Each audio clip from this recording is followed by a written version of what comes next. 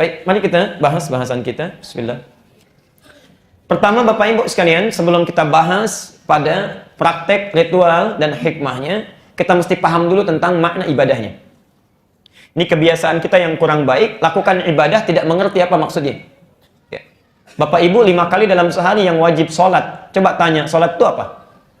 Ya. Tiap hari kita sholat, kalau ditanya apa itu sholat, bingung kita. Ya. Zakat, yuk saya keluarkan zakat. Tanya, zakat itu apa? Umrah itu apa? Haji itu apa? Ya. Jangan-jangan kita melakukan ibadah, kita pun tidak paham nama ibadah itu apa. Ya. Sehingga tidak bisa menghayati, meresapi, dan mengamalkan makna dibalik penamaan ibadah itu. Ya. Sekarang kita mulai bahasan kita. Bismillahirrahmanirrahim tentang haji. Apa itu haji dan mengapa kita mesti berhaji? Maafkan saya agak lebih banyak berdiri, insya Allah, karena materi-materi sudah ada di slide-nya nanti. Sudah. Pertama, Bapak Ibu sekalian, haji secara bahasa para ulama fikih menyebutkan dengan al-qasdu, menuju, berangkat. Ya. Tapi penting kita lihat, kalau kalimatnya sama, ya, al-hajju dengan al-qasdu, kenapa yang digunakan al-hajju bukan al-qasdu? Logikanya kan begitu ya. Al-hajju kata ulama fikih, haji itu al-qasdu, menuju. Ya kalau sama-sama menuju, kenapa tidak pilih al-qasdu? Ya. Nah, nanti ada kalimat-kalimat dalam bahasa Arab yang suka diterjemahkan sama, padahal esensinya berbeda. Contoh, Al-Ankabut, Quran surah ke-29 ayat 45. Ada ayat di situ, Utsnu ma uhya ilaika minal kitab. Utsnu. Apa terjemahnya di situ? Yang Anda bawa mushaf, apa artinya? Bacalah. Ada yang lain? Ada yang lain? Selain bacalah. Saya punya keyakinan semua mushaf kita menyebutkan bacalah. Sekarang saya mau tanya. Wahyu pertama yang turun disampaikan pada Rasulullah apa? Apa artinya? Kok bisa dua kata diterjemahkan dengan terjemah yang sama? Oke. Dua kata diterjemahkan dengan terjemah yang sama. Itu berbeda esensinya. Kalau iqra, itu artinya baca sesuatu yang tertulis, baca saja. Tapi tidak menuntut kita paham. Ya, hanya sekedar membaca. Ini ada tulisan, Anda baca di sini, mau paham, mau tidak, itu iqra. Jelas ya? Dari kata qiraah. Qiraah, iqra dari kata qiraah, baca, tidak menuntut untuk paham. Tapi kalau utlu dari kata tilawah, yang setidaknya memiliki 3 arti. Dari kata tilawah, 1 baca, 2 pahami apa yang dibaca, paham, jadi menuntut paham. Yang ketiga, amalkan apa yang telah dipahami itu. Baca, pahami, amalkan. Baca, pahami, amalkan. Karena itu kenapa wahyu pertama turun menggunakan kata ikra? Ini litakidi ummiyati Muhammad sallallahu alaihi wasallam. Untuk menguatkan keummian Rasulullah yang memang nggak bisa baca. Jangankan paham, baca pun nggak bisa. Jadi kalau wahyu pertama menggunakan utslu, itu salah Qur'annya. Ikra bukan utslu. Karena Nabi jangankan paham, baca pun tak bisa. Jelas ya? Tapi setelah Qur'annya ditanamkan oleh Allah dalam jiwanya, la tuharrik bihi lisanaka lita'jala bi, inna 'alaina jam'ahu wa qur'ana. Muhammad, kalau ingin cepat menghafal Qur'an, jangan cepat-cepat melafazkannya. Qur'an kami tanamkan dalam jiwamu. Fa idza qara'nahu fattabi' qur'ana. Cukup ikuti bacaan Jibril dengan penuh ketenangan, di situ disampaikan Qur'an dalam dadamu. Setelah Qur'annya mantap dalam jiwanya, ada perintah untuk ibadah, berubah kalimatnya menjadi tilawah, utslu. Perhatikan. Saat turun perintah salat tidak menggunakan kata ikra. Perhatikan kalimatnya, utslu ma uhya ilaika minal kitab wa aqimis shalah. Sebelum Anda salat, baca dulu, pahami dulu gerakan-gerakan, bacaan-bacaan yang akan kita lakukan dalam salat. Setelah paham bacaannya, mengerti yang kita baca, paham yang dilakukan, wa aqimis shalah, baru tunaikan salat itu. Innas salata tanha 'anil fahsya'i wal munkar. Salat yang dipahami bacaan dan gerakannya itu yang akan menjadikan kita orang baik. Ya, jelas ya? Karena itu orang tua kita dari dulu itu selalu mengarahkan pada tilawah. Ikra, qiraah, orangnya disebut qari. Bukankah kalau ada acara-acara itu ada qarinya di sampingnya sari tilawah menerjemahkan supaya paham, ya. Barangkali yang pertama menerjemahkan namanya Sari, Busari, makanya Sari tilawah, ya. Qari, Sari tilawah. Kalau Pak Kamil mungkin Kamil tilawah, ya. Sari tilawah nggak ada dalam bahasa Arab, yang ada tilawah. Ya, tilawah nggak pakai sari. Ya, baik. Nah, sekarang kita kembalikan apa itu haji. Kenapa tidak dinamakan ibadahnya qasdun tapi haji? Karena haji itu bukan sekedar menuju. Haji itu menuju pada satu keadaan atau tempat yang sangat dibutuhkan. Ya. Jadi kalau kita punya satu kebutuhan, sangat kita inginkan, ya, kebutuhannya disebut dengan hajah, hajat. Ya. Sudah jadi bahasa Indonesia, hajat hidup orang banyak. Hajat itu kebutuhan yang sangat kita perlukan. Baju ini hajat kita, ya, pakaian hajat kita, rumah hajat kita. Kalau kita menginginkan itu, kita ingin tuju, itu namanya haji, prosesnya. Jelas sampai sini? Nah, perhatikan, kenapa dinamakan dengan haji? Ya, karena haji itu memberikan isyarat menuju pada satu keadaan atau tempat yang sangat dibutuhkan oleh setiap insan. Setiap manusia butuh itu. Apa yang paling dibutuhkan itu? Saya agak percepat. Ini. Setiap orang menginginkan sukses di dunia, bahagia di akhirat. Saya ulang. Setiap orang dalam hidupnya pasti menginginkan sukses di dunia, bahagia di akhirat. Saya mau tanya, siapa ingin yang sukses di dunia? Boleh angkat tangan? Kayak sukses. Tapi sengsara di akhirat. Udah. Siapa yang ingin bahagia di akhirat, dapat surga paling tinggi dengan Nabi lagi? Siapa? Boleh angkat tangan? Alhamdulillah. Tapi miskin di dunia. Tidak mau juga. Baik. Yang ketiga, siapa yang menginginkan, tuh, belum disebut sudah ngacung. Sukses dunia, bahagia akhirat. Yang tidak ngacung rugi itu. Lihat, semuanya ingin. Karena itu, setiap orang yang haji, setelah haji itu, kalimat Qur'annya ditutup dengan harapan haji. Al-Baqarah 201 itu, yang kita mohonkan. Rabbana atina fid dunya, wa fil akhirati, wa qina. Itu kan ayat penutup haji. Ayat penutup haji. Dari 196 sampai dengan 201-nya ditutup dengan doa. 203-nya kembali kepada Mina. 201-nya. Bahkan saking pentingnya itu, bukankah setiap tawaf dari Rukun Yamani sampai ke Hajar Aswad apa yang dibaca? Rabbana atina fid dunya hasanah wa fil akhirati hasanah. Jadi puncak keinginan manusia itu bahagia di dunia, sukses di akhirat. Ya. Itu poinnya.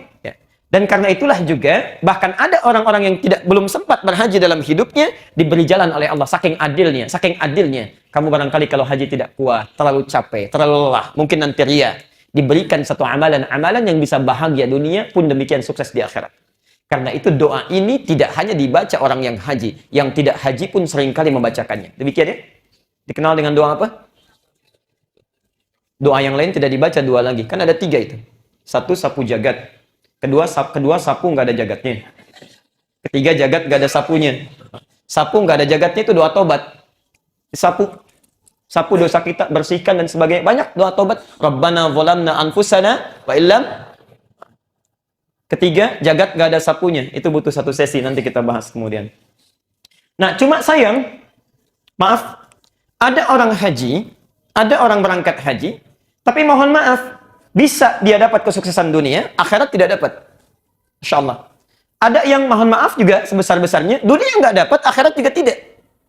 Dunia tidak dapat, akhirat juga tidak. Padahal dia haji. Padahal haji.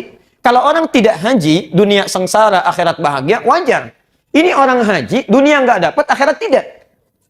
Padahal dari kata haji sendiri sudah diisyaratkan. Kenapa dinamakan dengan haji? Seluruh proses ritual ibadah yang ada di dalam haji itu, seluruhnya memberikan langkah-langkah cara kepada kita bagaimana supaya bahagia di dunia dan bahagia di akhirat nanti. Jadi ibadah haji itu bukan sekedar kita putar-putar, duduk, tidak. Tapi semuanya ada makna, ada hikmah di situ. Karena itu untuk mendapatkan kebahagiaan dunia dan akhirat ini, bagi yang haji ataupun tidak, kita mesti lakukan dengan ilmunya. Mesti lakukan dengan ilmunya. Ada 3 jenis ilmu dalam setiap ibadah. Ada 3 jenis ilmu, baik itu salat, zakat, ya, puasa, umrah, haji, dan kita fokuskan kepada haji. 1, ilmu tauhid. Karena kita ingin bahagia di akhirat nanti, ya, dapat penerimaan yang baik, surganya tingkat tinggi, maka saat ibadah mesti punya ilmu tauhid. Tauhid ini penting untuk meluruskan niat dan hati kita saat beribadah. Ya. Anda tidak punya ilmu tauhid, hati bermasalah, walaupun cara ibadahnya benar, mohon maaf, tetap bermasalah, tidak bernilai di sisi Allah. Akhirat tidak punya tabungan. Contoh, mohon maaf yang sebesar-besarnya orang sholat. Ya. Takbirnya secara fikih benar. Dari mulai takbir sampai salam. Secara fikih benar. Caranya seperti Nabi mengajarkan. Cuma hatinya bermasalah. Orientasinya, motifnya tidak murni karena Allah. Ketika Allah memerintahkan, wa ma umiru illa liya'budullaha mukhlishina lahuddin, lakukan ibadah ikhlas karena Allah, maka muncul motif lain. Datang, motor diputar-putar dulu supaya tetangga lihat. Ingin taklim, motifnya ingin diketahui oleh temannya. Hati bermasalah. Hati bermasalah. Jadi persoalan. Sekalipun Anda ikhlas luar biasa, hatinya punya persoalan, maka amalan itu tidak bermakna. Saya tegas saya sampaikan, orang yang amalan ibadahnya dikotori oleh penyakit hati, misal riya saja, maka konsekuensinya akan mendapatkan 5 hal yang sangat buruk.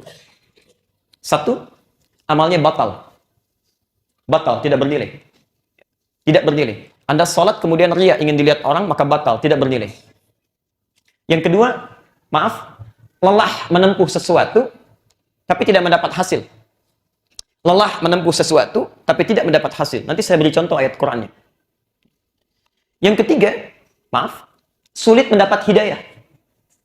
Sulit mendapat hidayah. 1, batal amalan. Yang kedua, lelah melakukan sesuatu, tapi tidak mendapat hasil. Cuma gerak, sholat, tutup, turun, salam lagi, tapi nggak ada hasilnya. Yang ketiga, sulit mendapat hidayah. Yang keempat, disebut oleh Quran sebagai orang munafik.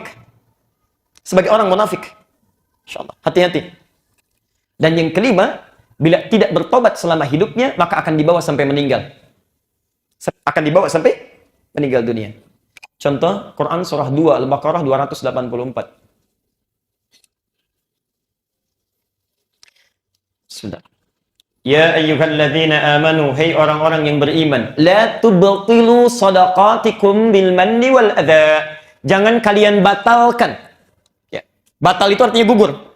Ya. Shadaqatikum. Ya. Ingat, apa itu sedekah? Sedekah itu setiap kebaikan yang kita lakukan. Ya. Dalam bahasa Quran disebut sedekah. Ya. Di antum kalau salat itu bagian dari sedekah, jenisnya salat. Baca Quran itu sedekah, jenisnya baca Quran. Ya. Dengan harta itu sedekah, jenisnya dengan mal, harta. Jamaknya disebut dengan sedekah banyak. Kata Al-Quran, ada orang-orang yang membatalkan sedekahnya, salatnya batal.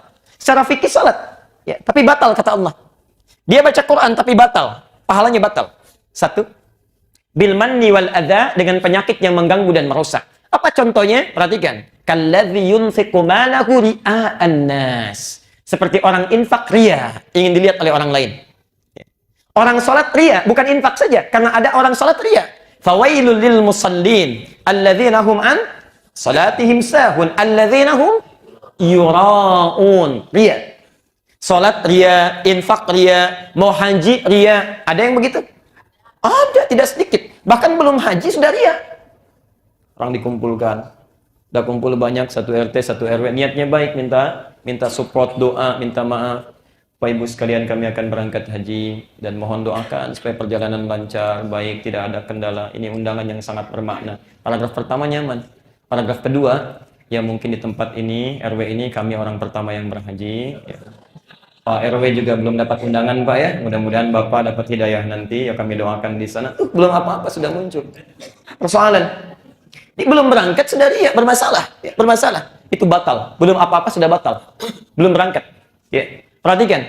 La tubtilu shadaqatikum bil manni wal adza kalladzi yunfiqu malahu ria'an nas famathaluhu kamathali safwanin 'alaihi turabun fa asabahu wabilun fatarakahu salda la yaqdiruna 'ala syai'in mimma kasabu.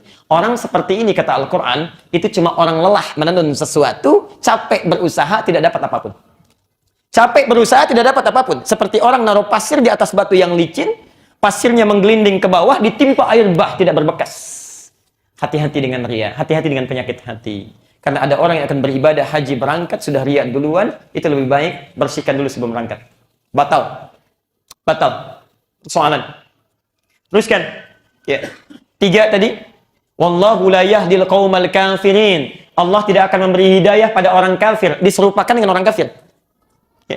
Bahkan orang kafir yang baik pun itu masih dapat hidayah. Orang kafir yang baik, ada orang kafir senang membantu, senang menolong, memberikan bantuan. Itu berpeluang diberi hidayah. Bahkan kita pun memohon kepada Allah ya. Ya Allah berikan dia hidayah. Ya Allah, dia berikan petunjuk, berikan dia petunjuk. Orang Islam ibadah riya, sombong, ingin diketahui, dilihat, sulit. Bahkan kita pun tidak nyaman ketika berpapasan. Hati-hati. Yang keempat disebut munafik. An-Nisa 142. Innal munafiqina yukhadi'una Allah wa huwa khadi'uhum. Wa idza qamu ila sholati qamu kusala yura'unan nas. Orang-orang riya bagian dari munafik. Bagian dari munafik. Dan yang terakhir, kalau tidak tobat, dosa itu dibawa sampai meninggal. Dibawa sampai meninggal dunia. Maka, yang pertama, kalau Anda ingin ibadah, mesti tauhid dulu ya. Makanya sebelum Nabi ke Madinah, sebelum turun perintah sholat, setahun sebelum hijrah, itu tauhid dulu belajarnya. Supaya benar amalnya. Lurus, baik. Kedua, fikih. Fikih. Fikih terkait dengan cara. Ya. Memang ikhlas, niatnya bagus. Benar karena Allah, semangat. Tapi ilmu tidak ada, fikih tidak tahu. Bagaimana Nabi mencontohkan lupa, tidak paham. Mau sholat subuh, begitu datang ke Al-Ihsan, sudah ikhlas. Baik sekali, luar biasa. Begitu salam, bangun lagi. Sholat sunnah 4 rakaat setelah subuh. Karena nggak tahu cara, tidak paham. Ada juga nanti orang-orang haji, semangatnya tinggi, ikhlas luar biasa. Sudah jual sawah, jual kebun, tapi tidak belajar ilmu fikih. Tidak paham bagaimana cara belajar yang benar, cara ibadah yang tepat. Nyampe ke sana bisa keliru. Sering kali. Ya. Bayangkan Bapak Ibu sekalian, bayangkan Ka'bahnya sudah di depan mata, bisa salah kiblat. Ka'bahnya di depan mata, salah kiblat. Dari Ka'bah dapat informasi itu rumah Nabi dilahirkan. Ya. Ke rumah Nabi, lihat. Yang sekarang jadi museum itu ya. Nanti saya tunjukkan gambarnya. Begitu melihat ke situ, tiba-tiba sholat menghadap ke rumah Nabi. Ka'bahnya di belakang, bisa salah kiblat. Sholat menghadap ke rumah Nabi. Karena itu sampai sekarang, di tempat rumah Rasulullah ini, yang sekarang jadi perpustakaan, diberi gambar di sampingnya. Ada orang sujud, dikasih keras, disilang. Dan ada tulisan di bawahnya, pakai bahasa Inggris, bahasa Arab, bahasa Urdu, plus bahasa Indonesia. Artinya orang Indonesia ada yang pernah salah itu. Salah sujudnya, salah kiblatnya. Jauh-jauh ke sana salah. Bahkan ada yang fatal salahnya. Sudah di depan Ka'bah berkeliling. Ya. Sudah tenang, lihat kanan, kiri, gunting keluar, dipotong kiswah. Bisa keliru. Ya. Bisa keliru. Jadi, Anda bisa bayangkan, secara fikih saja, ikhlas memang ikhlas, betul. Tapi ilmu tidak ada, bisa bermasalah. Karena itu, bagian kedua yang penting dari ibadah, tidak cukup dengan ikhlas, tapi mesti tahu cara.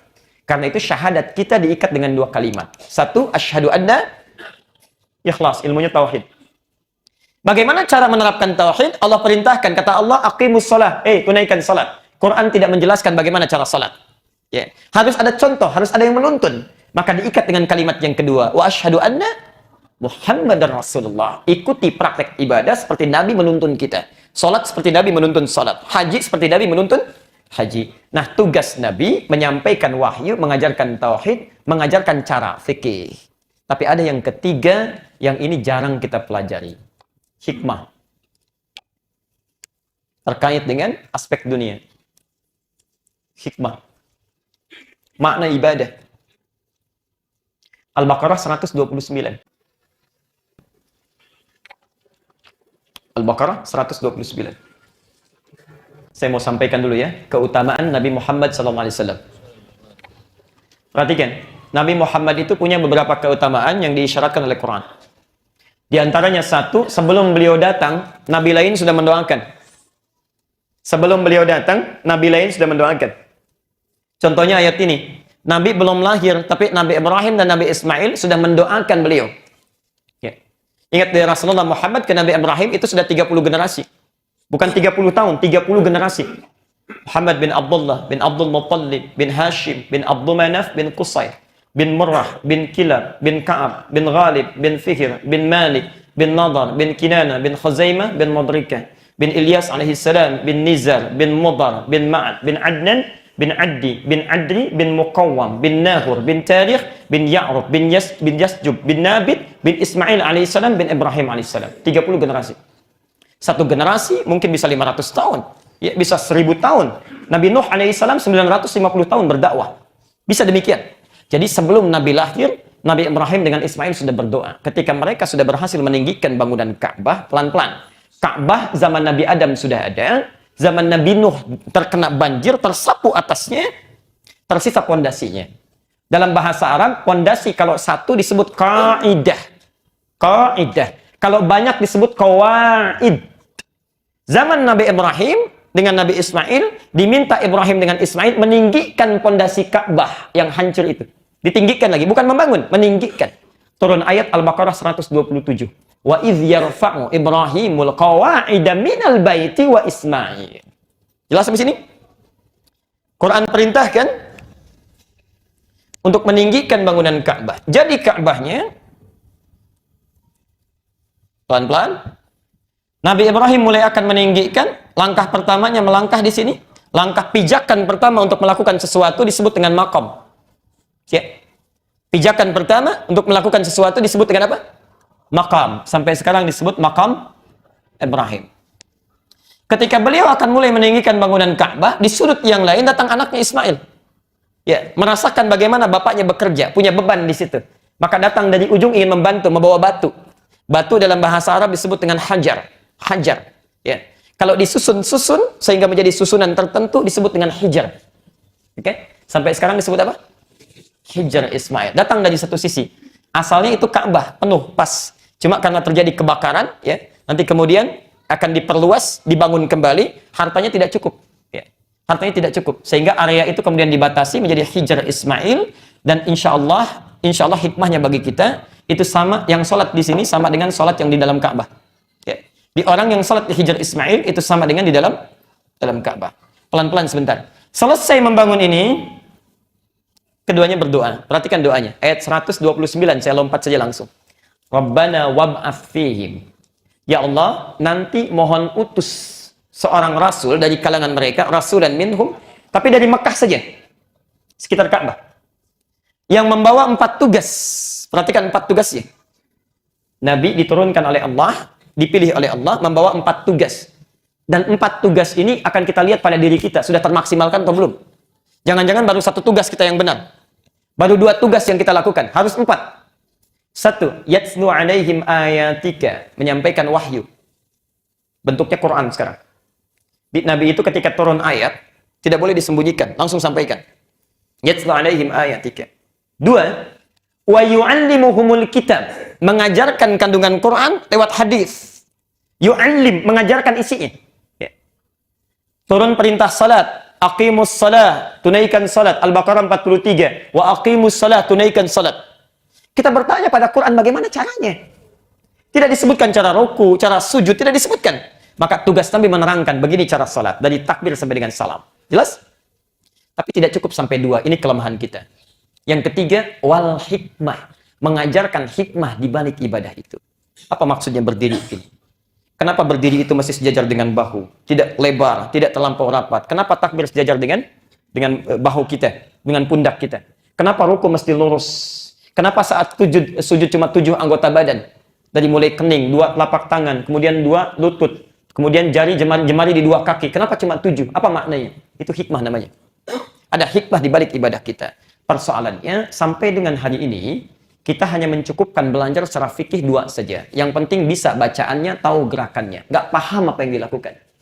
Sehingga ibadah yang kita kerjakan tidak melahirkan makna dan rasa. Bahkan bukan hanya mengamalkan, saat menunaikannya pun tidak berasa. Karena nggak paham hikmah. Dan Nabi tidak sembarangan mengajarkan hikmah ini sampai betul-betul dikuasai. Baru yang terakhir, kalau hikmah didapatkan 3 ini, dalilnya ada. Yatslu alaihim ayatika, dalil. Tidak boleh mengerjakan sesuatu tanpa ada dalil.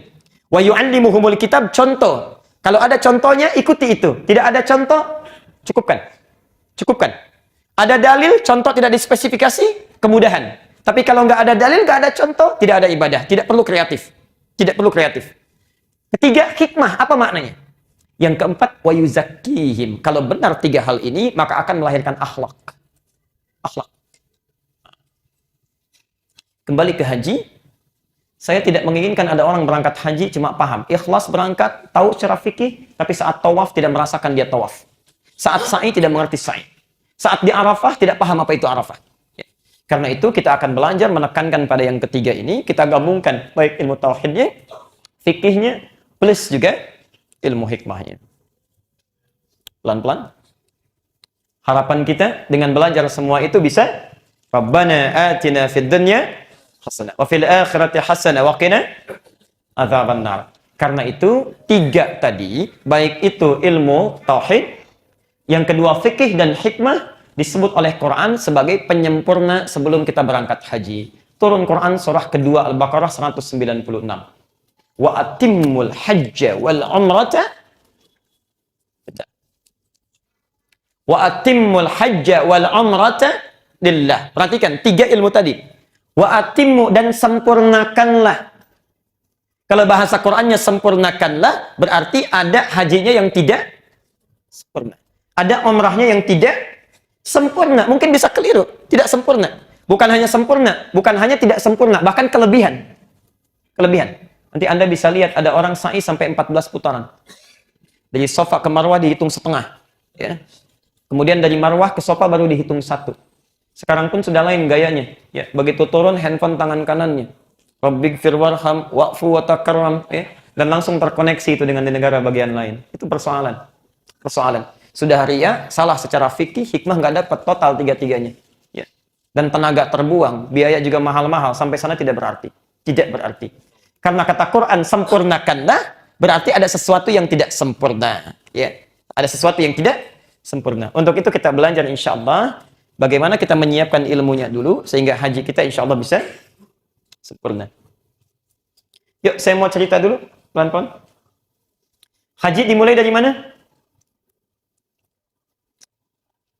Boleh angkat tangan yang sudah pernah haji? Baik, haji dimulai dari mana? Aduh, jangan-jangan harus haji lagi ini. Baik, prosesi haji ritualnya nanti, betul, kita makeup dulu, kita niat pakai ihram. Tapi rangkaiannya akan dimulai dari saat wukuf di Arafah. Ini intinya. Al-Hajju Arafah. Inti haji ada di mana? Kata Nabi, Arafah. Al-Hajju Arafah. Dalam persiapannya kita makeup dulu, pakai pakaian ihram dulu, dan seterusnya. Ya. Saya mau langsung ke sini dulu, masalah makeup nanti kita belakangkan. Arafah. Apa itu Arafah? Kalau tidak tahu, katakan wallahu a'lam. Apa itu Arafah? Alhamdulillah. Lihat sini. Arafah, ya, sebelum kita tafsirkan apa itu Arafah, kita mesti tahu dulu ada kisah terkait dengan Arafah. Kenapa menjadi Arafah? Ada kisah. Kisah pertama tercantum di Al-Baqarah ayat 35 sampai ayat 38-nya itu. Ada juga di Al-A'raf ayat 19 sampai 25. Ini tentang Adam alaihissalam. Adam alaihissalam setelah tercipta, saya persingkat, kemudian diminta oleh Allah tinggal di surga bersama istrinya. Al-Baqarah 35. Wa qulna ya Adamu uskun anta wa zaujukal jannah. Adam, silahkan kamu tempati surga dengan istrimu. Makan seenaknya, senyamannya, nikmati, enak, nyaman, dekat dengan rahmat Allah. Ya. Di Adam diberikan kenikmatan luar biasa, tinggal di surga, dekat dengan rahmat Allah. Syaratnya satu, jangan dekati larangan ini. Jangan dekati, fala taqraba hadhihi syajarah, wala taqraba hadhihi syajarah. Jangan dekati pohon ini sebagai larangan.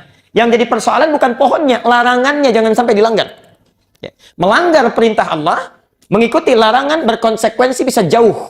Ya, bisa jauh dari rahmat Allah, menjadi orang zalim. Ya. Fatakuna minadz zalimin. Yang terjadi, mohon maaf. Mohon maaf sebesar-besarnya, saya persingkat, setan datang. Singkatnya tergelincir Adam. Setan datang ke Adam, tidak mampu. Datang ke istrinya, mampu. Tergoda, diskusi dengan Adam. Datang iblis kemudian mengatakan, Adam, Hawa, pohon ini sebetulnya pohon kekekalan. Kalau kamu makan, boleh jadi kamu bakal tinggal di surga dengan abadi. Sedikit saja coba. Terjadi kesalahan itu. Saat salah itulah kemudian, maaf, diturunkan di muka bumi. Ya. Melanggar, terjadi kesalahan, jauh dari rahmat Allah. Fatakuna minadz zalimin. Konsekuensinya diturunkan dari surga, turun ke muka bumi. Tidak turun bersamaan. Tidak turun di satu tempat. Dalam riwayat disebutkan, Adam turun di sekitaran India, Hawa turun di sekitaran sekarang disebut dengan Saudi Arabia, yang sekarang bernama Jeddah. Ya. Jeddah. Apa artinya Jeddah? Nenek dalam bahasa Arab. Nenek. Jeddah itu nenek. Kenapa dinamakan dengan Jeddah, nenek? Karena di situ dulu Hawa menurut para kalangan sejarawan diturunkan. Di situ dia diturunkan. Ya. Bapak Ibu nanti kalau mampir ada masjid terapung ya, disebut masjid terapung di sekitaran Jeddah, sekitar 300 meter. Kalau lurus dari situ ada disebut dengan Maqbarah Hawa, kuburannya Hawa. Ya, kuburan Hawa. Kalau kata ahli sejarah, bukan itu sebetulnya kuburannya. Kuburannya ada di Jabal Qubais. Ya, nanti saya tunjukkan gambarnya. Yang di situ tempat Hawa saat diturunkan. Beraktivitas di situ. Disebut dengan jaddah, nenek. Ya. Asal katanya bukan nenek jaddah itu. Jaddah itu perhatian yang sangat serius. Sungguh-sungguh. Kakek disebut dengan jaddun, nenek disebut dengan jaddah. Kenapa disebut jaddah dan jaddun? Karena kalau sudah jadi kakek dan nenek, bisa sangat perhatian pada cucunya melebihi anaknya. Sangat serius dengan cucunya melebihi anaknya. Ya. Bapak tidur. Anak datang, membangunkan, bisa marah. Cucu datang minta mobil-mobilan, saat itu dibelikan. Jaddah, nenek, jaddun, kakek. Adam, Hawa. Pelan-pelan, turun ke muka bumi, lalu saling mencari. Saling mencari, saling mencari. Setelah lama mereka mencari, wallahu a'lam, tidak disebutkan riwayatnya. Seketika kemudian mendekat pada satu tempat, dari jauh nampak kelihatan. Ya. Adam mendekat ke satu tempat, ya. Hawa mendekat ke satu tempat, dari jauh nampak kelihatan. Ini kayaknya saya kenal gerakannya. Cara jalannya, dari bayangannya, nampak seperti orang yang saya kenali. Adam seperti mengenali, Hawa seperti mengenali. Sehingga setelah keduanya berjumpa di satu tempat, tepat di satu bukit. Satu bukit, satu wilayah. Yang sekarang ada tubuhnya di atasnya. Ya. Berjumpa di satu bukit, bukitnya disebut dengan Jabal dalam bahasa Arab. Jabal, berjumpa di satu bukit. Jabal. Ya. Gunung, bukit, bahasa Arabnya apa? Jabal. Maka diketahuilah, oh ini suami saya, kata Hawa. Ini istri saya, kata Adam. Ketika mereka mengetahui itu, sadar bahwa ini suami, ini pasangan, ini istri, maka pengetahuannya disebut dengan Arafah. Pengetahuannya disebut dengan Arafat. Bukan sekedar tahu, tapi mereka kemudian berintrospeksi. Kita terpisah jauh, kita kemudian saling merindukan, hidup menjadi sulit, jauh dari Allah, jauh dari rahmatnya, karena pernah melanggar perintah Allah. Pernah melanggar perintah Allah. Mereka paham bahwa tahu berjumpa kembali karena sebabnya melanggar perintah Allah. Dari situ mereka paham, pertemuan kita saling mengenal harus menjadikan kita mengoreksi diri. Apa yang dulu pernah salah. Jangan sampai terjadi lagi. Ya. Maka muncul nilai kasih sayang. Muncul perhatian. Sayang, perhatian yang dalam bahasa Arab disebut dengan rahmah. Ya. Maka dikenal sampai sekarang dengan Jabal Rahmah. Dikasih tanda tugu. Dulu putih, bersih. Ya. Sekarang bawahnya agak hitam. Karena setiap orang ngasih coretan di situ. Macam-macam. Lihat. Arafah, pengetahuannya. Mulai tahu. Oh, ini kita saling mengenal, kita bertemu, dan ingat, kita ini terpisah karena pernah salah dulu. Ya. Mengetahuinya disebut dengan Arafah, ya. Tempatnya disebut dengan Arafah. Pakai tak. Arafah. Saya ulang pelan-pelan. Saling tahu disebut dengan Arafah, ya. Prosesnya disebut Arafah. Tempatnya disebut dengan Arafah. Pengetahuannya disebut dengan ma'rifah.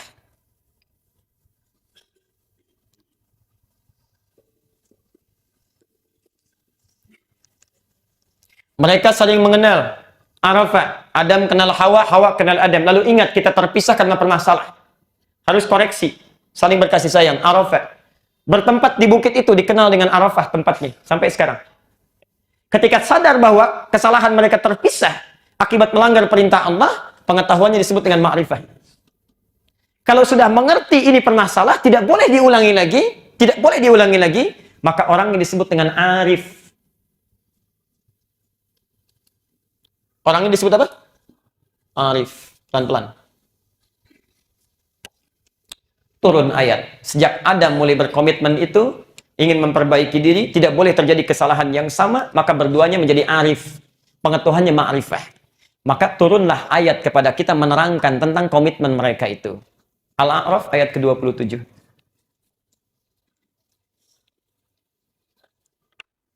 Ayatnya. Ya bani Adam, la yaftinannakumus syaitanu kama akhraja abawaykum minal jannah. Turun ayat. Ya. Mereka setelah bertemu sadar, ini kita pernah salah, nggak boleh terulang kesalahan yang sama, karena kalau salah dengan Allah pasti jauh dari rahmatnya. Tadinya enak di surga tinggal makan, sekarang mencari. Di poinnya, Orang yang menjauh dari Allah, melanggar perintah Allah, pasti akan menjauh dari nikmat. Jelas sampai sini?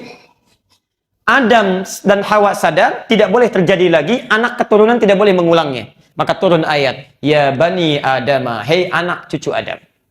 Anak cucu Adam. La yaftinannakumus syaitanu. Jangan sampai kalian berhasil ditipu lagi oleh syaitan. Kama akhraja abawaikum minal jannah. Seperti bapak ibumu dulu, kakek moyangmu, ya. Adam dengan Hawa pernah ditipu oleh setan sehingga menjauh dari kenikmatan yang didapatkan dalam surga itu. Jelas sampai sini? Baik. Di poin pertama dulu, pelan-pelan. Kita belum masuk ya. Cuma sayang, mohon maaf, dalam diri manusia itu sudah punya potensi salah dan lupa. Awas, kita anak cucu Adam bukan? Yang bukan anak cucu Adam boleh angkat tangan. Anak cucu Adam. Artinya perintah Al-A'raf ayat 27 diperintahkan kepada kita. Jangan tergoda oleh setan, melanggar ketentuan Allah. Allah minta sholat, kita nggak sholat. Allah minta jangan bohong, kita bohong. Itu melanggar. Ketentuannya orang yang melanggar akan menjauh dari nikmat Allah. Seperti Adam keluar dari surga. Cuma yang harus hati-hati, manusia punya potensi salah dan lupa. Manusia punya 5 nama. Di antara namanya insan.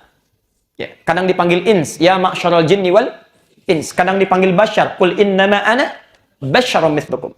Kadang dipanggil insan, ar-Rahman, 'allamal Quran, khalaqal insan. Kadang dipanggil dengan nas, qul a'udzu birabbin.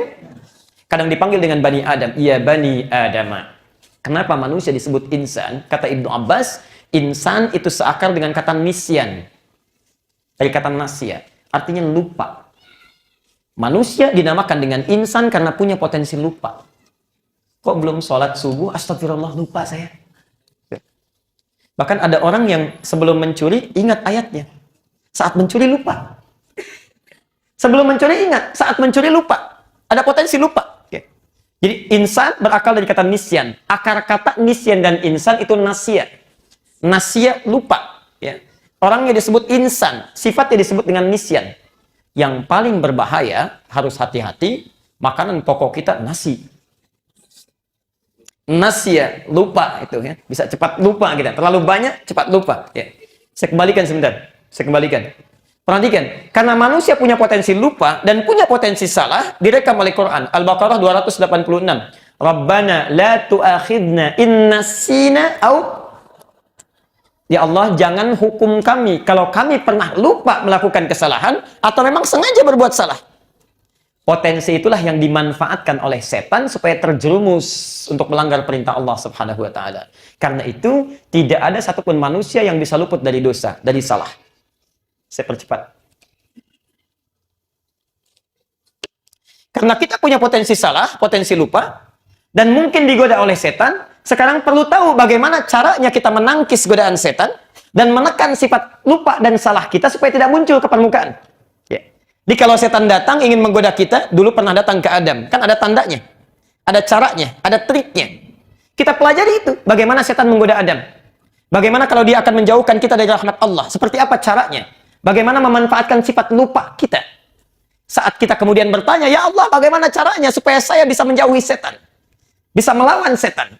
Maka di zaman Nabi Ibrahim diturunkanlah cara kemudian, ya, yang kemudian disempurnakan, yang kelak disebut dengan manasik. Baik. Maka turun ketentuan-ketentuan, syariat, aturan-aturan, turun petunjuk Allah, mengajarkan kepada Nabi Ibrahim alaihissalam bagaimana caranya supaya tidak mempan digoda oleh setan. Saat setan datang, Ibrahim bisa lempar. Ya, datang kepada Ibrahim, kalah setan, datang kepada istrinya Hajar, dilontar lagi oleh Hajar.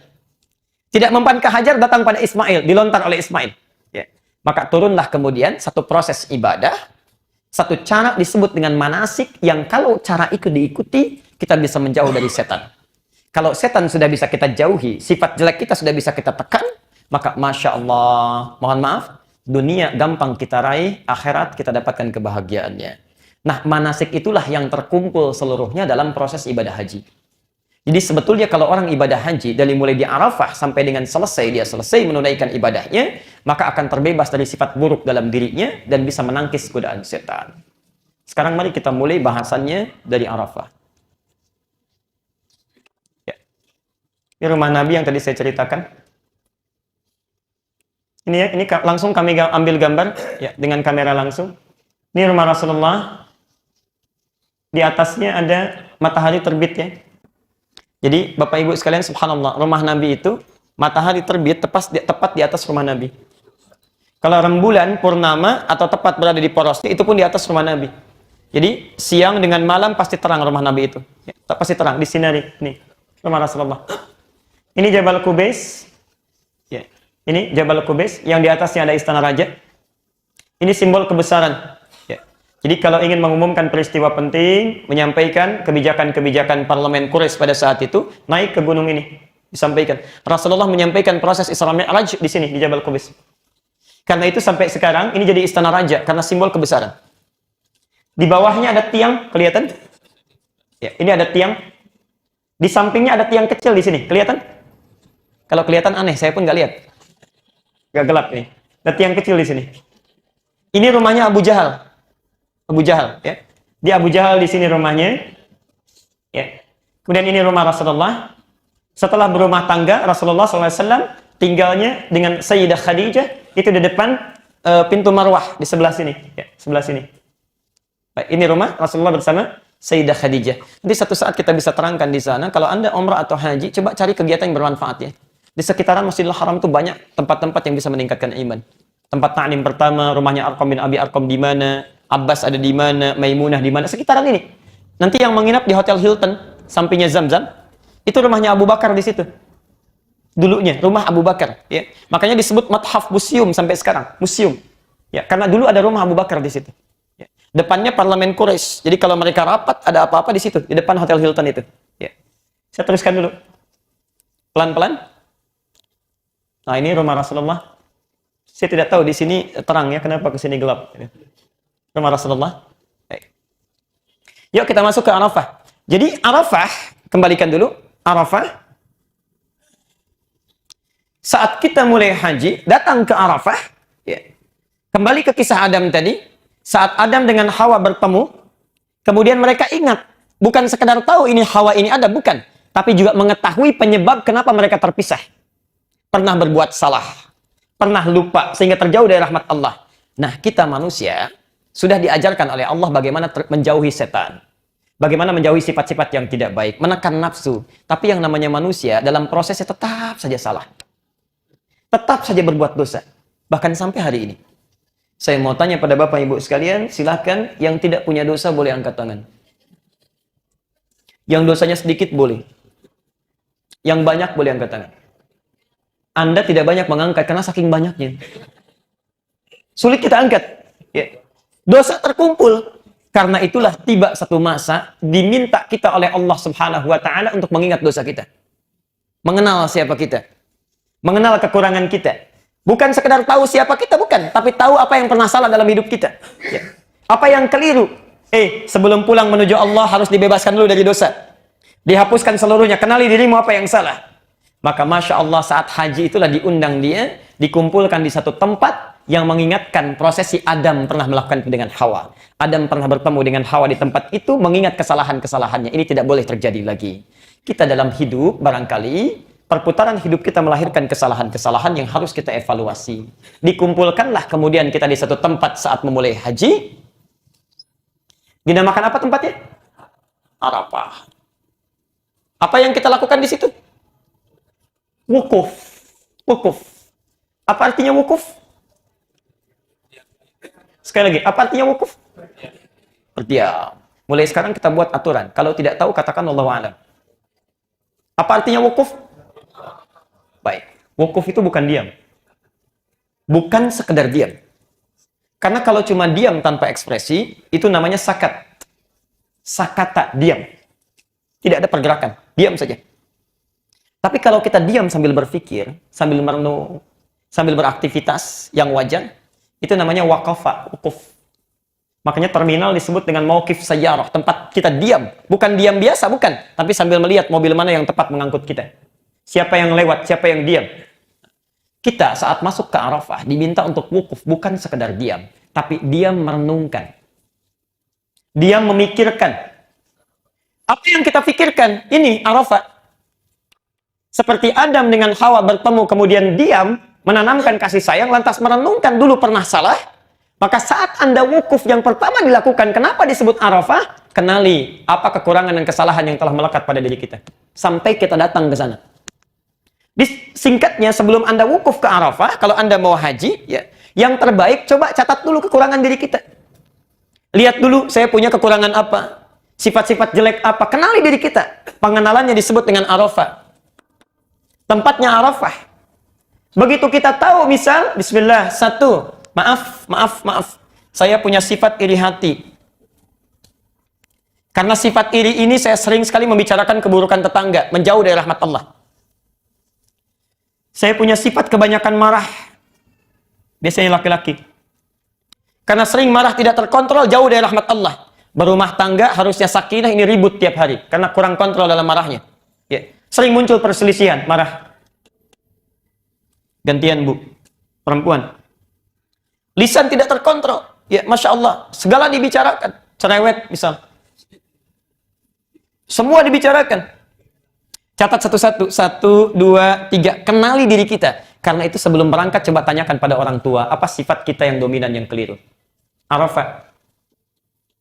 Tanyakan pada tetangga. Tanyakan pada keluarga. Saat Anda datang kemudian ke Arafah, Masya Allah. Sudah duduk siap-siap untuk wukuf. Siap merenungkan. Ini yang sudah dicatat ini. Satu-satu. Satu-satu. Barangkali Bapak Ibu sekalian, mohon maaf sebesar-besarnya. Kita kurang mendapatkan rahmat dari Allah karena sifat yang jelek itu yang menjauhkan kita dari Allah, seperti Adam menjauh dari surga. Kebiasaan buruk kita itu yang menjadikan rahmat Allah tidak turun. Kebiasaan makan yang haram menjadikan hidup tidak nikmat. Kebiasaan lisan kita yang kurang bagus menjadikan tetangga menjauh dari kita. Evaluasi pelan-pelan. Kita ingin buka sekatnya ini. Karena itu ketika Anda sampai di Arafah, ini yang sering keliru. Ini apa? Gelas, dalamnya ada air, ditutup ya. Perhatikan sini. Saya akan simpan dulu mic-nya, mudah-mudahan terdengar. Kalau saya masukkan benda ini ke dalam gelas, benda saya masukkan ke dalam gelas, masuk tidak? Perhatikan ya, kita buktikan dulu. Perhatikan, kita buktikan dulu. Tidak masuk. Memantul ya? Baik. Kenapa? Ada penghalangnya. Nah, dalam hidup kita, kadang-kadang kenapa kebanyakan rahmat Allah tidak sampai cepat kepada diri kita? Kalau berdoa sering tertunda, bahkan terhalang jawabannya. Nikmat tidak datang, pekerjaan selalu susah, rizki selalu terhalang. Kenapa? Karena barangkali saat kita meminta, rahmat Allah itu balik lagi mantul, tidak bisa masuk. Karena ada sekat yang menutup diri kita. Bukankah Anda ingat di hadis Muslim, nomor hadis 1015? Di Al-Arba'in nomor 10. Kalau kita makan yang haram itu bisa menutup doa. Nabi mengisahkan kisah seorang laki-laki, "Tsumma dzakara ar-rajula yutilus safara." Nabi mengisahkan seorang lelaki menempuh perjalanan panjang. Yamuddu yadai as'asa aghbara, sampai kumal tampilan dirinya. Yamuddu yadaihi ilas sama, mengangkat tangannya ke langit. Subhanallah, fayaqulu ya Rabb, menyebut asmaul husna. Kata Nabi, anna yustajabu lidzalik, sampai kapanpun tidak akan dijawab doanya. Famat'amu haramun, mashrabu haramun, wa malbasu haramun. Makanannya haram, pakaiannya haram, minumannya haram, wa ghudhiya biharamin, dan selalu menggunakan perangkat hidup yang haram. Mungkin Anda saat berdoa tidak cepat jawaban terkabul karena ada perangkat haram dalam diri kita. Lisan kita yang salah, yang senang mencela, telinga kita mendengar yang salah, wa fi adhanihim waqra. Matanya salah, basirah tidak berfungsi. Ya. Karena itu yang menjauhkan kita dari rahmat. Pekerjaan susah, di kantor sukses, di rumah bermasalah. Di rumah tenang, di kantor persoalan. Apa yang salah? Mungkin ada penutup dalam jiwa kita yang harus dibuka dulu. Kadang-kadang orang sampai ke Arafah lupa. Sudah mendengar khutbah Arafah, sholat, langsung berdoa. Sekatnya belum dibuka. Ya. Anda doa sekencang apapun, kalau tidak dibuka sekatnya, maka tidak akan masuk doa kita, permohonan kita. Karena itu yang harus Anda lakukan adalah kenali dulu. Apa sekat yang menutupi kita selama ini, sifat-sifat jelek kita. Karena itu saat sampai Anda di Arafah, kita sudah kenali ini, rinci satu-satu, maka dari itu buka dulu sekatnya. Buka. Dengan taubat. Ingat ini, sifat iri hati kita, saat kita ingat-ingat sebelum berdoa, sebelum minta sesuatu, buka dulu sekatnya. Taubat dulu, lepaskan dulu. Ingatlah sifat iri hati itu yang membuat tetangga murka dengan kita, tidak mau bergaul, teman sekantor sampai pindah, kerabat sampai menangis. Bayangkan mereka minta ampunan pada Allah, buka sekatnya. Sifat marah-marah kita, jangankan pada orang lain, pada orang tua masih diteriaki juga. Bayangkan ibu yang menangis karena kita, ayah yang bersedih karena kita, anak-anak yang takut melihat wajah kita. Saking sifat marah tidak bisa kita kontrol. Bayangkan, buka sekatnya, itu barangkali yang menjauhkan kita dari rahmat. Buka, buka. Ya. Kalau sudah dibuka bisa masuk? Bisa. Tapi masuknya ini belum tentu bagus. Ayo, kalau misalnya di dalam ada kopi, saya tuangkan air jadi apa? Warnanya apa? Hitam. Kalau coklat, saya tuangkan air jadi apa? Coklat. Tidak bening lagi. Karena itu bukan sekedar dibuka. Kita harus bertekad keluarkan sifat-sifat jelek ini dalam diri kita. Kosongkan dulu. Kosongkan dulu. Yang paling berbahaya kalau sudah padat. Kalau sudah padat, sekatnya dibuka tapi isinya padat.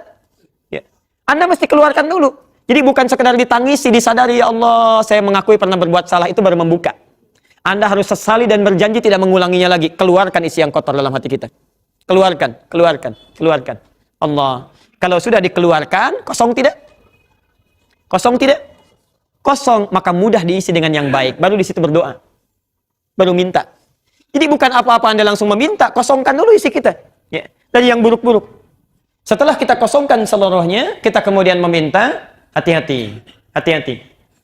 Itu belum selesai. Kalau sudah terisi yang baik, yang tadi kosong bisa balik lagi tidak?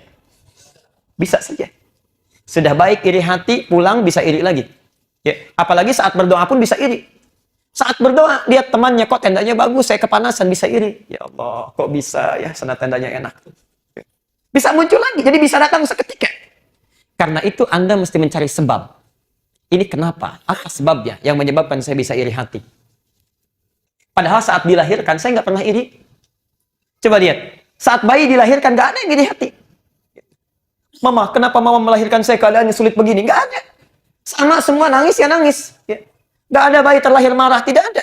Semua manusia terlahir dengan keadaan yang sangat lembut. Saking lembutnya disebut oleh Quran dengan ins. Dipasangkan dengan jin. Terulang 18 kali dalam Al-Quran. Ya ma'syaral jinni wal. Nah, jin itu maknanya berlawanan dengan ins. Berlawanan. Sifat manusia beda dengan jin. Contoh, jin kenapa dinamakan dengan jin punya dua sifat. Satu, tersembunyi. Jin itu kalau ada jim dengan nun artinya tidak tampak, tersembunyi. Jannah itu tidak tampak. Ya. Karena itu jin kenapa disebut jin? Karena dia tidak tampak, tersembunyi. Jadi kalau ada jin melakukan penampakan, itu jin tidak ada kerjaan. Karena sifat jin itu tersembunyi. Dan lebih tidak ada kerjaannya manusia yang mencari-cari penampakan jin. Itu sangat tidak ada kerjaan. Bukan dunianya. Bukan pekerjaannya. Karena itu manusia dibedakan dengan jin. Namanya ins. Ins itu dari kata al-unsu. Yang nampak, kelihatan.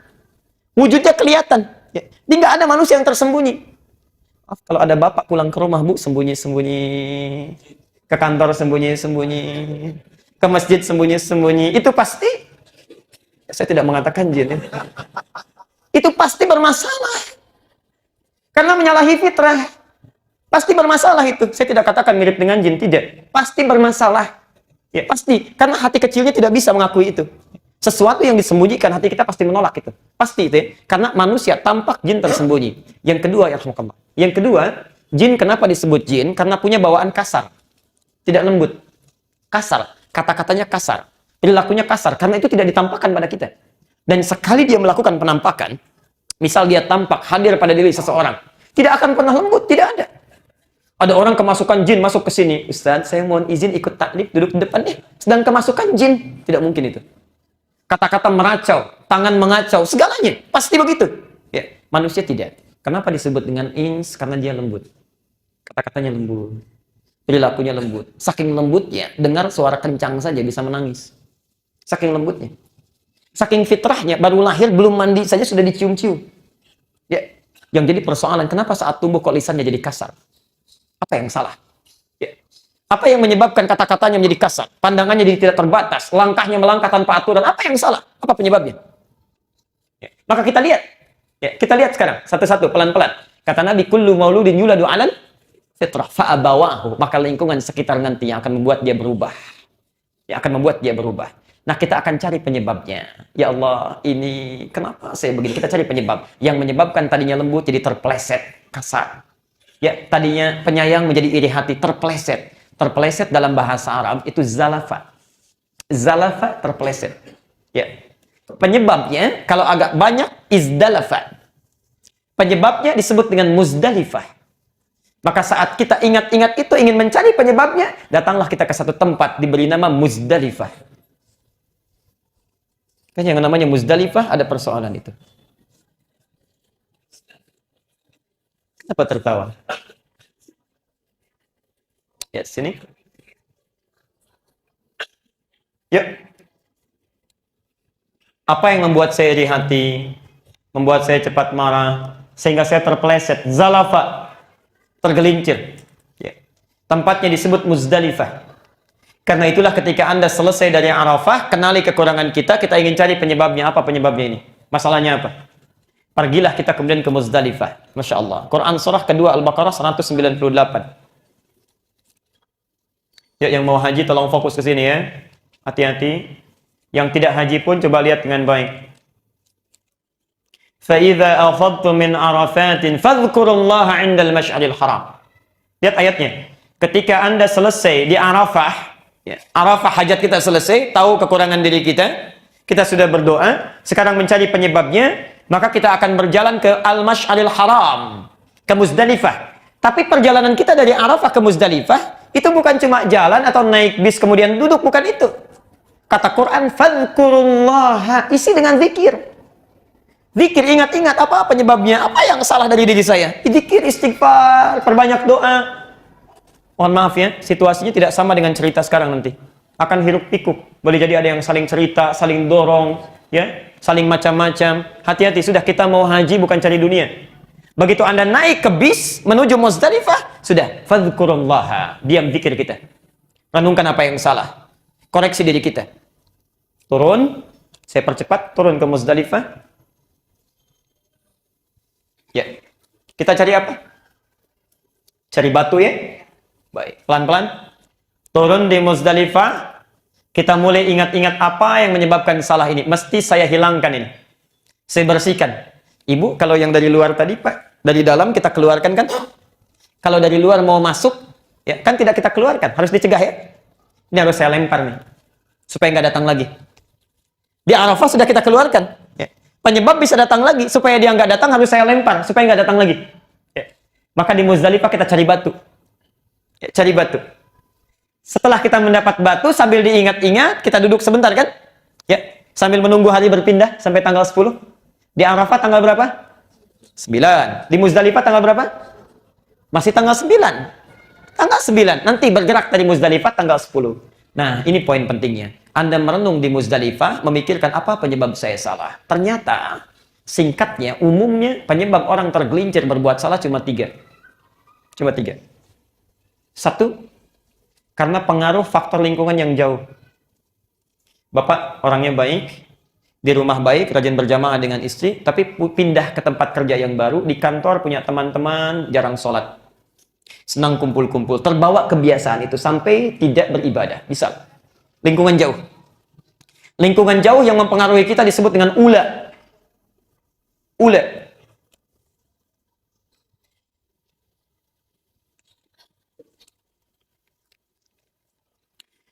Ada orang di kantornya bagus orang-orangnya, pribadinya baik. Cuma mohon maaf, yang bermasalah lingkungan sekitar rumahnya. Ya. Bapak baik, teman kantor baik, istri yang kurang bagus. Masa sih papa kan direktur, masa mobilnya cuma Avanza? Yang manajer aja sudah Mercy? Mulai. Pelan-pelan terpengaruh. Pak, tetangga kita sepedanya sudah ganti, masa dede sepedanya ini aja? Pelan-pelan mulai berpengaruh. Tidak sedikit orang kehilangan jabatan karena persoalan pasangan hidupnya yang keliru. Ya. Bukan hanya laki-laki, istri juga begitu. Ada ibu sudah baik, Bu, baik, begitu menikah bisa tidak baik karena pasangan hidup gak baik. Mah, copot dong hijabnya. Papa kan mau meeting nih, semua orang gak pakai hijab, mama mesti ikut. Tuh. Tadinya berhijab minta dicopot. Karena pasangan hidup bisa berubah menjadi tidak baik. Lingkungan sekitar disebut dengan ustaz. Ustaz. Bisa ustaz, bisa wusta. Tuh. Saking berbahayanya ini, spidol pun gak bisa menuliskan. Sudah berapa spidol ini? Alhamdulillah. Stop. Baik ya. Hanya persoalannya, mohon maaf, ya. Sebetulnya faktor terpenting itu bukan karena pengaruh jauh, pengaruh lingkungan terdekat. Faktor paling penting itu kemampuan kita untuk bisa menjaga diri kita sendiri. Ya. Menahan nafsu kita, meningkatkan takwa kita. Orang mau mempengaruhi sehebat apapun, kalau kitanya kuat, nggak akan kena. Ya. Anda kalau tidak tanda tangan bisa mutasi, Pak. Ya, alhamdulillah, Pak. Allah kan sudah mengatur pekerjaan, mau dipindahkan sekarang juga saya ridho. Ya. Insya Allah tidak apa-apa. Yang penting Allah memberikan ridhonya kepada saya. Ya. Papa, kalau papa nggak ganti, repot nih mama. Ya nggak apa-apa mah. Mungkin dengan seperti ini hidup kita akan lebih nyaman dijalani. Ya. Dia bisa memberikan solusi. Kadang-kadang kan di rumah tangga itu seperti itu persoalannya. Ya. Banyak hal yang kita dapati, atau bahkan yang paling luar biasa, kita sendiri yang mengundang masalah. Kalau diri kita nggak bisa kontrol, masalah nggak ada. Cuma kita ciptakan sendiri. Saya sering contohkan. Anda duduk di depan rumah, tetangga kita lewat. Tidak senyum kepada kita yang marah. Tetangga kita lewat, tidak menyapa kita. Bukan hanya sekedar marah. Itu pengalaman pagi hari, bisa dibawa sampai malam hari. Diceritakan juga sama suami, Bu. Papa tahu nggak tadi pagi, mama duduk di depan. Tetangga kita lewat, nggak nyapa sama mama. Padahal kita kenal sudah lama. Mungkin barangkali orang itu sedang sakit gigi. Sedang buru-buru. Cuma karena kita memikirkan sesuatu yang bukan urusan kita, jadi capek kita itu. Yang paling berbahaya itu kebiasaan kita kadang-kadang iseng. Yang punya masalah orang lain, kita yang repot. Orang lain punya masalah, kita yang bikin status. Di situ saling serang komentar. Padahal orang yang punya masalah sudah selesai. Pindah ke kita. Ya. Ini jadi persoalan. Karena kenapa? Keadaan diri kita kurang kontrol. Nah, pengaruh terbesar itu, diri kita itu dalam bahasa Arab disebut dengan aqabah. Pengaruh terbesar. Aqabah. Pengaruh terbesar disebut dengan apa? Aqabah. Turunkan dulu. Di Muzdalifah inilah kita mencari penyebab, ditemukan ingin kita lempari. Maka sifat jelek dari dalam diri saya mesti keluar. Nggak boleh datang lagi. Yang dari orang lain mesti dihilangkan. Kita doakan mereka. Yang di sekitaran mesti hilang. Kita doakan mereka. Karena itulah, karena faktor terbesarnya Aqabah dulu. Dari Muzdalifah, kita akan menuju kepada Aqabah dulu. Berangkat bawa batu. Berapa jumlahnya? Usahakan lebih dulu ya. Usahakan bawa 10 atau 14 batu. Ya. Jadi Bapak Ibu punya catatan. Catatan pertama, itu catatan yang kurang baik, kesalahan-kesalahan dosa itu catat. Ya, untuk ke Arafah. Yang kedua, ada botol aqua kecil, mungkin simpan untuk cari batu. Ya, begitu dapat batu, masukkan 10. Di jalan mungkin senggolan orang tumpah sebagian. Ya, atau ada yang kekurangan kita bisa berikan. Tidak sedikit yang lupa. Tidak sedikit yang lupa. Ya. Karena itu kita bawa mungkin 10 atau 14. Yang kita lempar apa dulu pertama kali? Nih. Dan kita akan berhenti di sini kajiannya. Perhatikan. Berangkatlah dari Muzdalifah, ini sifat iri hati saya. Ini Aqabah. Marah saya, cerewet saya, macam-macam Aqabah. Maka datanglah kita ke sana untuk melempar sifat-sifat kurang baik yang ada pada diri kita. Supaya filter diri kita kuat, orang tidak bisa masuk, setan pun bisa putus asa dengan kita. Maka datanglah kita ke sana untuk melempar dengan 7 lemparan. Catatan sudah ada. Ingat, yang dilempar Aqabah itu cuma simbol. Ya, dinding itu yang kita lempar cuma simbol. Sejatinya itu penyebab ketidakbaikan dalam diri kita yang mesti dikeluarkan. Maka saat Anda akan melempar, sunnahnya bukan dilempar begitu saja. Lontar 1, lontar 2, sampai 7 selesai. Tidak begitu. Sunnahnya, coba Anda lihat dulu catatan diri kita. Marah. Saya harus keluarkan sifat marah dari saya. Diri saya nggak boleh datang lagi. Maka ketika Anda akan lempar, bayangkan ini penyakit marah saya yang mau saya lempar. Bayangkan orang tua yang sering kali menangis, sahabat kita, kerabat kita yang kecewa dengan sifat kita. Begitu Anda lontar, apa yang diucapkan? Saya ulang, apa yang diucapkan? Bismillahirrahmanirrahim. Lontar. Begitu dilontar itu sifat buruk kita. Lempar. Bismillahirrahmanirrahim.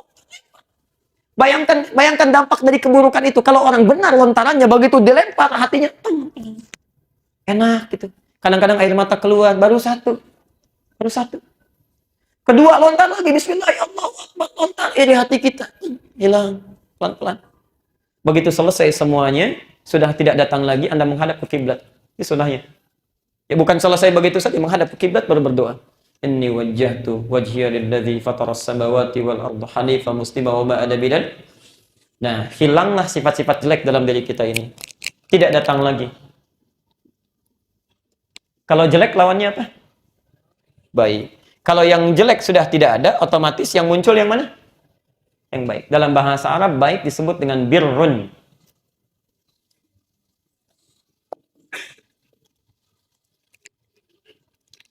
Iri hati lawannya perhatian, penyayang. Marah lawannya sabar. Begitu marah tidak ada, sabar muncul. Sabar disebut dengan birrun. Jelas? Kalau sifat baik ini melekat dalam diri kita, maka berubah namanya menjadi mabrurun. Ini ada sabar, masih di luar. Saya ambil sabarnya dilekatkan pada diri saya. Ya. Begitu melekat sifat sabar ini namanya mabrurun. Mabrur, dimiliki oleh kita, terbawa oleh kita. Karena itu, orang-orang yang bisa menghilangkan sifat jeleknya, muncul sifat baiknya, fungsi hajinya akan bisa maksimal dalam dirinya. Maka disebut oleh Nabi, al-hajjul mabruru. Haji yang berhasil itu adalah bukan yang diterima, bukan. Kalau diterima, makbul namanya. Hajjul mabruru, haji yang mabrur. Apa itu mabrur? Haji yang bisa merubah perilaku dari yang kurang baik, hilangkan sifat baiknya, sehingga ketika pulang dari haji, yang muncul cuma sifat baik-baiknya saja. Jelas sampai sini? Jadi kalau ada orang misalnya, mohon maaf ya, sekali lagi maafkan saya, sudah haji tapi malah bertambah riaknya. Ya. Begitu pulang, peci putih dipakai kemana-mana. Masuk masjid sudah mulai berubah. Pak Doni, ada yang kurang Pak, haknya belum nyampe. Ya Doni, 30 juta itu sayang Pak, nunggunya 6 tahun. Hati-hati. Ingat ya, saya mau terangkan penting sekali. Ibadah itu tidak punya gelar. Tidak ada dampak gelar. Saya belum tengah dengar ada orang sholat disebut bapak sholat. Ibu sodakoh disebut dengan ibu sodakoh, tidak ada. Oh nama saya Pak, Bapak H.S.S. Andi. Apa itu Pak? Haji, sodakoh, sholat, Andi. Nggak ada. Haji. Nah kalimat haji ini yang salah kaprah. Kalimat haji ini, itu sebetulnya bukan gelar. Pak Haji, Bu Haji itu bukan gelar. Kisahnya begini. Kalau orang Arab melihat seorang sudah pernah haji, kemudian pulang ke tempatnya, kebiasaan buruk masih muncul. Misal, setelah pulang haji masih sempat mencela orang lain, maka akan diingatkan, ya Haj, Pak Haji. Maksudnya bukan menyanjung jadi setelah haji, bukan. Maksud dalam kalimat ini, Anda ini pernah haji. Kotoran itu sudah pernah dihilangkan. Kenapa sekarang dimunculkan lagi? Itu maksudnya. Ibu ini pernah haji. Sifat gosip sudah dihilangkan. Kenapa sekarang muncul lagi? Ingat Bu Haji, sayang, jangan menukar surga dengan sifat-sifat buruk. Itu maksudnya. Jadi bukan ada kebanggaan, itu teguran maksudnya. Koreksi. Ya. Pak, saya Pak Haji. Nah itu masih banyak yang salah itu. Ya. Karena itu orang yang sudah haji, hilang sifat jeleknya, muncul sifat baiknya. Maka minimal dia tidak mau diangkat. Tidak mau diangkat. Ya. Masya Allah. Orang paling hebat, paling mulia, dijamin masuk surga, itu tidak pernah menyertakan gelar haji. Pernah dengar haji Rasulullah SAW? Tidak ada. Tidak ada. Ya. Orang menyebut silahkan, tapi ketika Anda mendengar kalimat itu, artinya Allah sedang menurunkan pengingat kepada orang tersebut supaya kita menjaga nilai haji kita. Pak Haji, hati-hati, hati-hati, hati-hati. Jelas sampai di sini? Nah, ini kita baru bahas bagian yang pertama, karena waktunya juga sudah hampir habis. Jadi saya simpulkan dulu. Yang pertama, haji itu bukan sekedar ibadah yang menghadirkan kita ke Mekah, mengunjungi Madinah, lantas pulang. Bukan itu.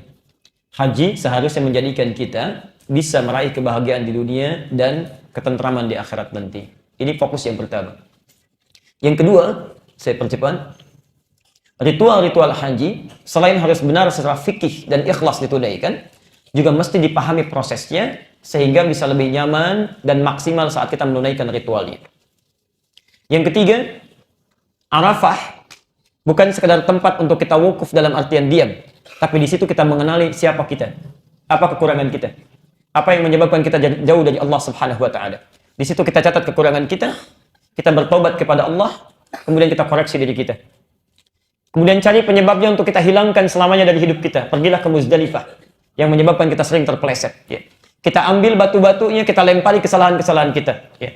Mulai dari diri kita, sifat yang kurang jelek, sampai kemudian kalau tidak cukup diri kita itu, kita datang berharap dengan sempurna di Muna, bukan Mina, tapi Muna. Muna, bukan Mina. Ya. Muna, tempat harapan. Harapan yang sangat dimohonkan. Di setelah Anda selesai dengan diri kita ingin perbaiki keluarga kita mesti baik. Datang ke Mina kita, ke Muna kita mabit. Ya. Kita renungkan anak-anak kita, keluarga kita, pasangan hidup kita. Ya. Insya Allah. Pun demikian dengan saudara-saudara di sekitar kita. Kalau Anda sudah sempurna menunaikan itu, mudah-mudahan saat pulang ke tanah air, membawa kebaikan-kebaikan yang bisa memperbaiki keadaan hidup kita. Ini bagian yang pertama. Bagian yang kedua, tidak bisa kita bahas pada saat ini, itu membahas tentang hikmah saat ritual di seputaran Ka'bah. Tawaf itu ada maknanya. Ya. Ada caranya, ada maknanya. Kemudian sa'i ada caranya, ada maknanya. Sampai dengan tahallul. Ya. Nanti insya Allah, kita akan ambil satu sesi yang langsung praktek dengan miniaturnya. Supaya langsung kelihatan. Ya. Tadi saya sudah sampaikan ke Pak Ketua DKM, supaya nanti Ali Hasan cari miniatur Ka'bah. Taklim selanjutnya, kita pasang Ka'bahnya, nanti kita diajarkan. Insya Allah kita belajar bagaimana cara masuk menuju Ka'bah. Lewat pintu mana sunnahnya, doanya apa, lalu kenali Ka'bah mulai tawaf dari mana, Hajar Aswad kenapa disebut Aswad, ya? Yang mustajab di sekitar Ka'bah itu apa. Ya. Dari situ kemudian sa'i sampai selesai dengan tahallul.